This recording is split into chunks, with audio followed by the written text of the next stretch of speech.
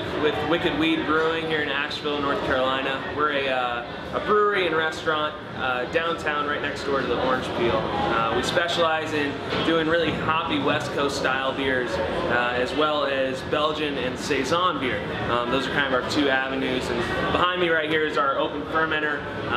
We're one of the only breweries down in the south that has an open fermenter. We do all of our Saisons and Belgians in there to really try to get that authentic Belgian character in the beer. It's a positive pressure HEPA air filter room, so we're doing clean beer in this room. We got another area for our sour beer, but this was all about the clean Belgian beer. So yeah. You guys have been open for about 6 months now almost?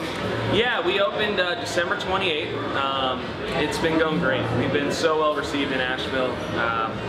Basically, we started out hoping that we would, invite people into this building and they would like our product, and it's been far and beyond what we could ever imagine. We are already we've done our first expansion that was planned for like 2 years from now, so it's just been unbelievable right now. Yeah. And so what? 2-year expansion happened in 5 months? Yeah.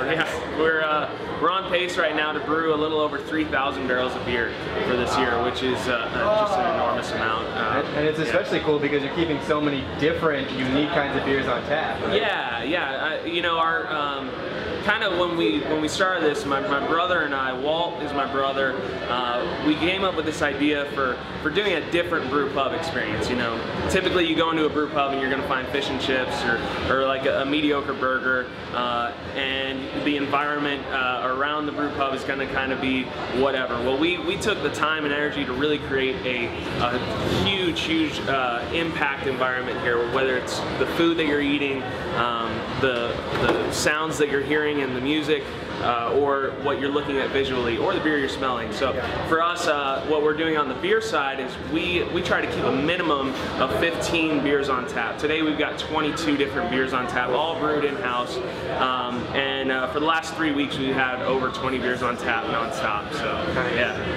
You're a young guy. Yeah, I'm 28. Yeah. That's kind of cool, huh? Yeah, it's amazing. This is my dream job. We started working towards this, my brother and I, about 5 years ago, and I worked for Dogfish Head Brewery up in Delaware, rocking their shirt today actually. But great brewery. I didn't do much brewing there. I worked more on the merchandise side and tours. But I learned a ton, got to brew my first all-grain batch of beer with Sam Calagione, the owner, like, who gets to say that? But then I got the opportunity to go do an internship over in Germany, and that's where I really learned the ropes of brewing on the big system. Yeah, so those processes and those techniques spot on. Exactly, and I did mostly home brewing, but we brought down with us Eric Leipold, who's our co-head brewer with me, and he's been just instrumental in making beer great. Basically, we brought him down here so that we could take Walt and I's wacky ideas, and he would make sure we didn't screw it up, So, yeah. Somebody's got to think outside the box. Definitely. I guess Sam taught you a little bit of that. Yeah, definitely. I mean, we take a lot of inspiration from Dogfish Head and breweries like Russian River Brewing out in California.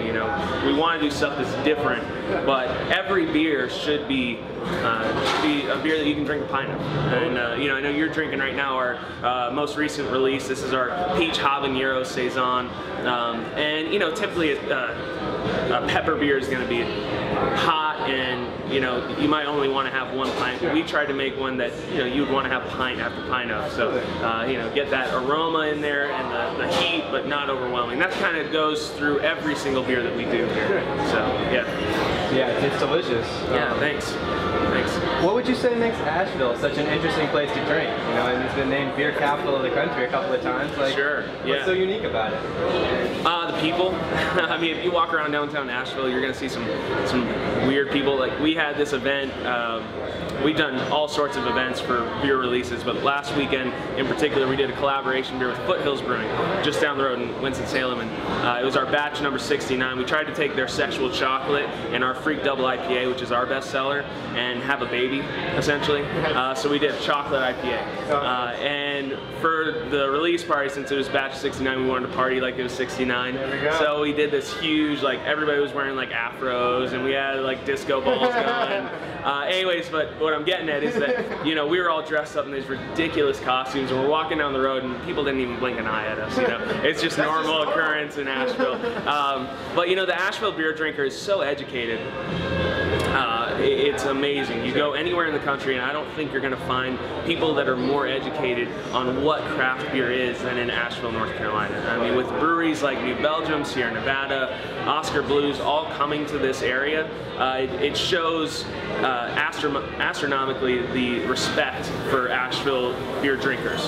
And we're lucky enough that, you know, we bring on these beers like Saisons, and, you know, when we first released our Saison, when we opened up our doors, it was actually our slow seller, the Saison style. Right now, 5 months into it, we can't keep Saisons on tap because immediately this Asheville craft beer drinker has such an educated palate that maybe they were unsure when we opened 5 months ago, but so quickly they catch on to what that beer is, and then all of a sudden they're loving it and enjoying a totally new style. So that's cool. Yeah, that's so cool. It's pretty good stuff.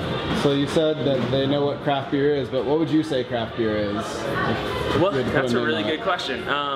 You know, 6,000 barrels or 6 million barrels or whatever. Is that craft beer? Yeah. Well, you know, I think what it comes down to for me is craft beer it's different. It's pushing the boundaries. You know, our name Wicked Weed Brewing came from an old quote by King Henry VIII, and basically King Henry VIII was trying to outlaw the use of hops in beer. He had some vested properties in other spices that he wanted people to be using instead of hops. So he called hops the wicked and pernicious weed that was ruining beer. Now you look at how time has gone by. That was 1519. Over the years, hops have prevailed.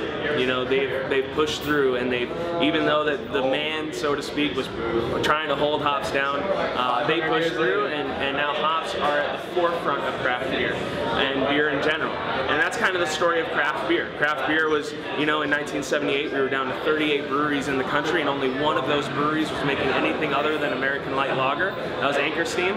Here we are, you know, 30 plus years later, and we have 2,600 breweries in this country that are making hundreds of different styles of beer. So craft beer is that constant evolution and the willingness to always experiment and never give up. And I think that if we can just latch onto that as craft brewers and you know, use quality ingredients, support local ingredients when you can, and be creative and have fun. I mean, that's what craft beer is. It's all about the flavors that are hitting people's palates, you know?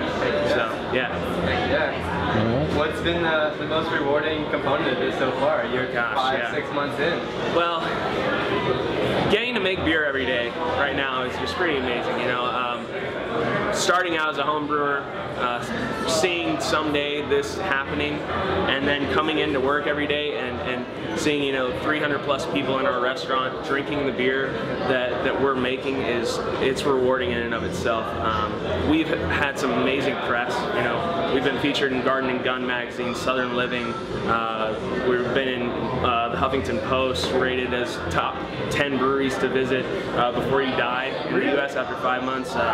We just got rated the #1 craft brewery to watch in 2013 by an online website, and the #5 by another website, AskMen.com. So we just had an amazing press. It's all, like, I have to pinch myself a little bit every day. But it's just, you know, all that we're doing is trying to make the best beer we can, and people are loving it. So it's pretty awesome, man. Yeah.